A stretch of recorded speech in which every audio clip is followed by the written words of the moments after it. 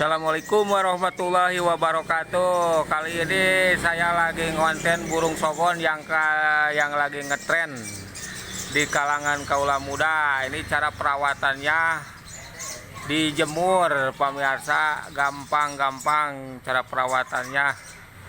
Ini manuk sogon ini untuk isian murai.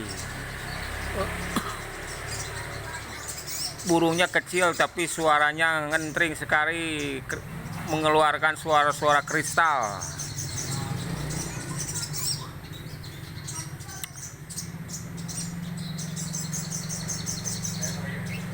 Harganya pun murah sekali pemirsa, 200.000, 300.000, bahkan 150.000 pun ada. Jangan lupa like dan subscribe channel JP Perkutut. Mudah-mudahan yang udah like dan subscribe channel JP Perkutut dimudahkan rezekinya, amin ya robbal alamin.